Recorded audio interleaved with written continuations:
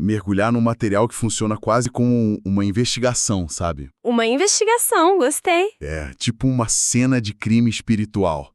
A gente tem diante de nós uma comunidade em crise, onde as pessoas se sentem abandonadas, a moralidade está, assim, bem baixa e a liderança é corrupta. Uhum.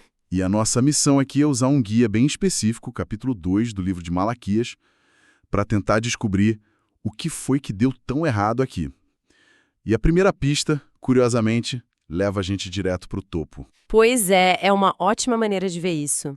Porque Malaquias, sendo o último livro do Antigo Testamento na tradição cristã, ele realmente tem essa atmosfera de balanço final, sabe?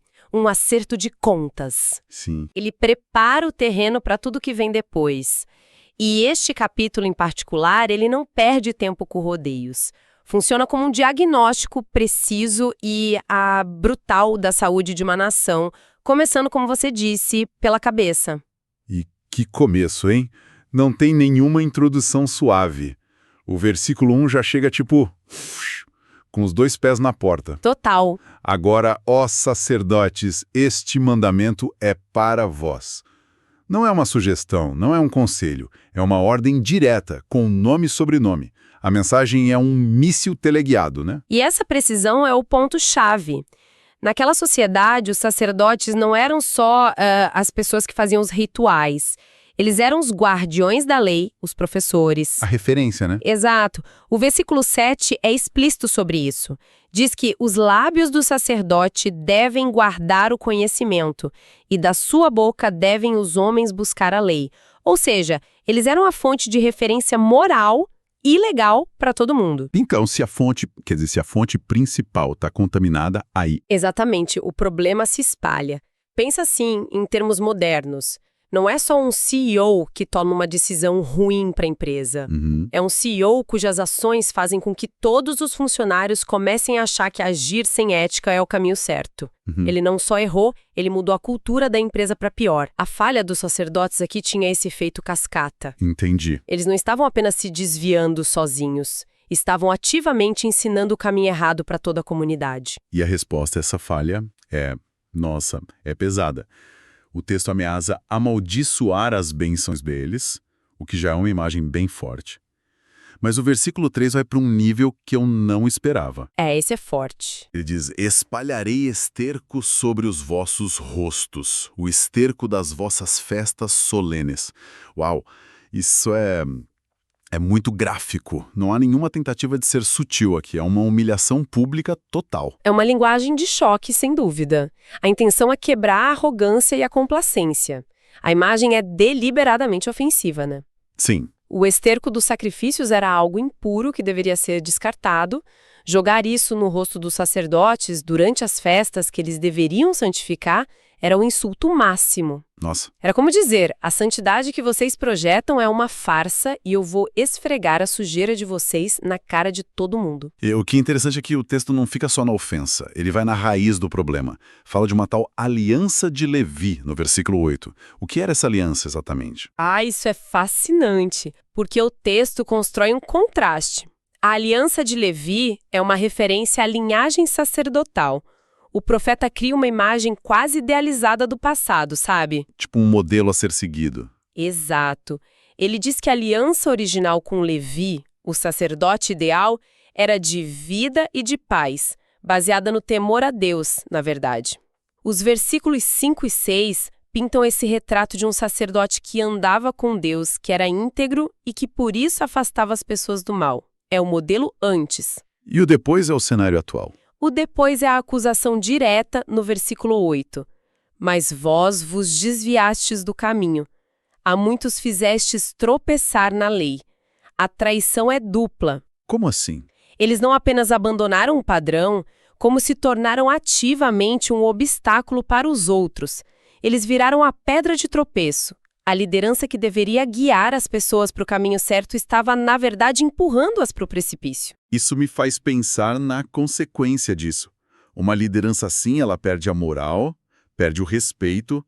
O texto fala sobre isso. Fala, e de forma muito direta. O versículo 9 é a sentença.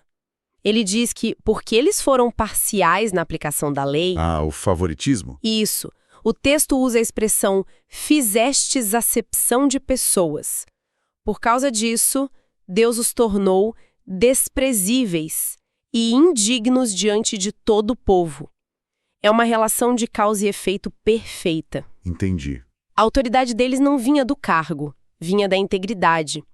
No momento em que a integridade foi comprometida, a autoridade moral desmoronou junto. O respeito do povo foi perdido assim como consequência natural. Então a mensagem para os sacerdotes é brutal, quase um ultimato. Mas o que me surpreende é que a bronca não para por aí. Não mesmo. O texto parece dizer: ok, líderes, vocês falharam feio, mas agora vamos falar do resto do pessoal. E vira o holofote para a comunidade inteira.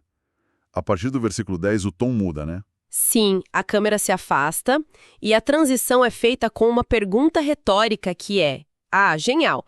Não temos nós todos um mesmo Pai? Não nos criou um mesmo Deus? Uhum. É uma tentativa de criar um terreno comum antes de lançar a próxima acusação.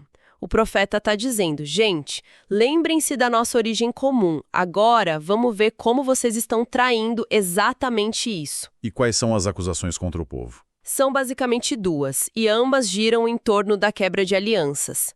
A primeira, no versículo 11, é sobre casamentos com mulheres de povos estrangeiros que adoravam outros deuses.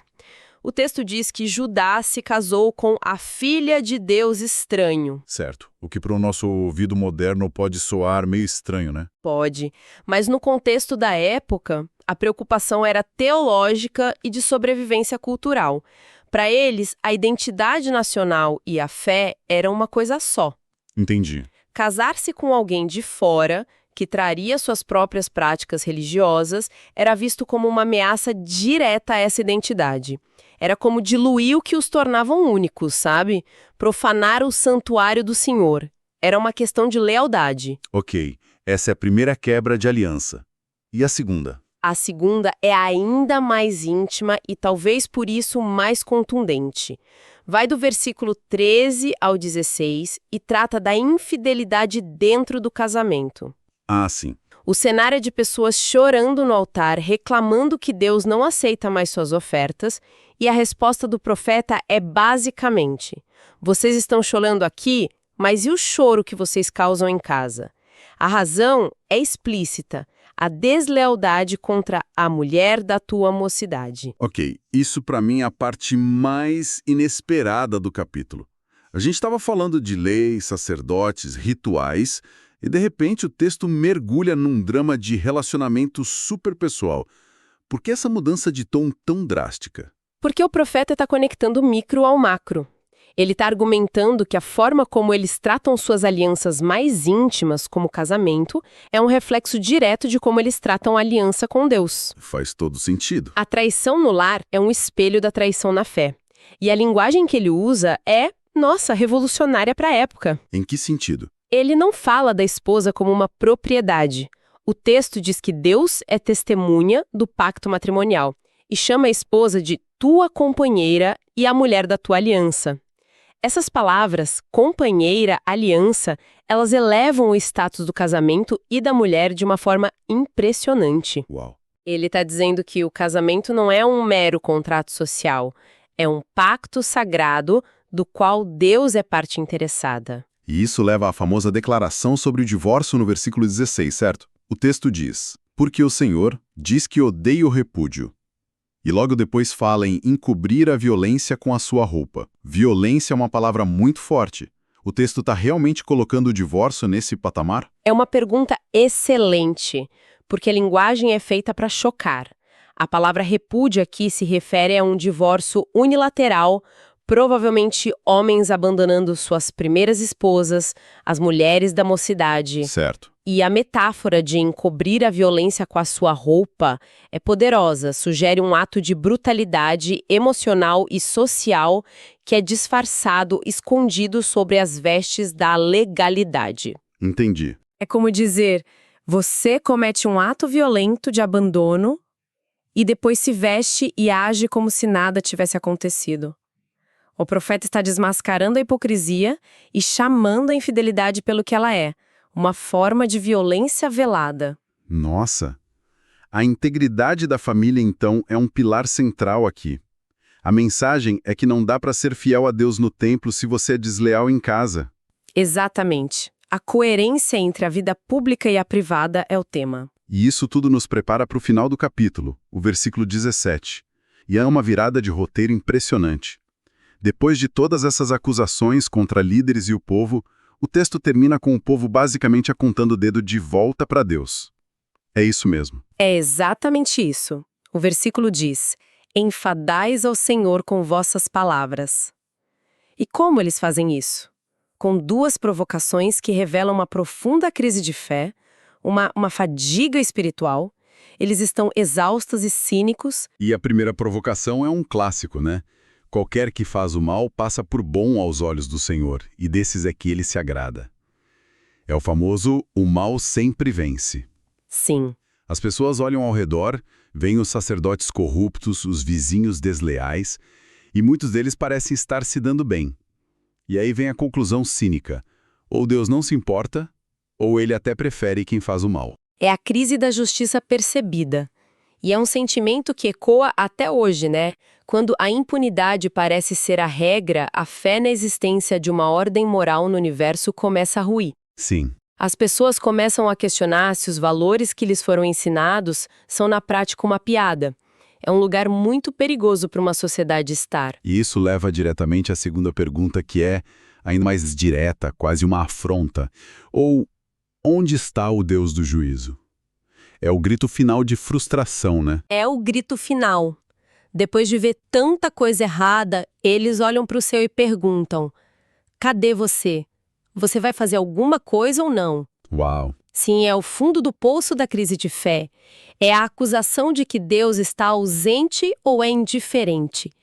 E o mais irônico O quê? é que o profeta passou o capítulo inteiro detalhando o juízo de Deus em ação. Contra os sacerdotes, contra os infiéis.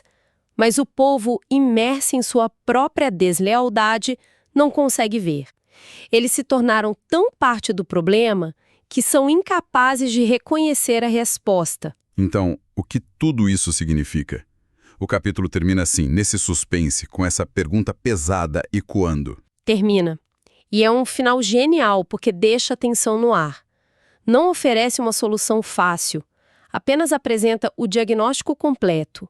Uma sociedade que se sente abandonada pela justiça, mas que, ao mesmo tempo, é a causa da sua própria decadência. Fazendo um balanço de tudo que a gente conversou, fica claro que esse capítulo de Malaquias é uma mensagem muito poderosa sobre a responsabilidade da liderança, em primeiro lugar. Sem dúvida. Depois, uma defesa intensa da santidade dos pactos, seja com Deus ou no casamento.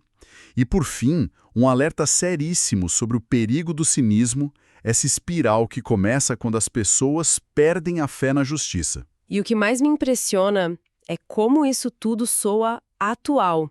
Você para pensar. A integridade dos líderes, o impacto das falhas deles na confiança do público. É a manchete de todo dia. A gente liga a TV ou abre a internet e a pauta é exatamente essa, a confiança na liderança política, religiosa, empresarial. O texto parece estar falando de ontem. Exato. E a questão da estabilidade das famílias como base da sociedade. A dor causada pela quebra de confiança nos relacionamentos. Isso não envelheceu um dia. Pois é. E, claro, essa luta para manter a esperança e a fé na justiça quando o mundo parece caótico e injusto. São dilemas humanos fundamentais que Malaquias coloca na mesa de uma forma muito crua. E isso nos deixa com um pensamento final, uma provocação. O capítulo termina com o povo no auge do cinismo, perguntando: onde está o Deus do juízo? Mas o profeta, por sua vez, passou o capítulo inteiro mostrando exatamente onde a falta de juízo e de integridade estava. Nos altares, nos lares. Exato, nos altares dos sacerdotes, nos lares do povo. Isso levanta uma questão para nós hoje, né? Quando a desordem e a injustiça parecem prevalecer ao nosso redor, até que ponto a nossa principal responsabilidade é olhar para cima e procurar por uma intervenção externa? E até que ponto é olhar para dentro e para os lados e examinar a integridade das nossas próprias alianças, das nossas próprias palavras e das nossas próprias ações?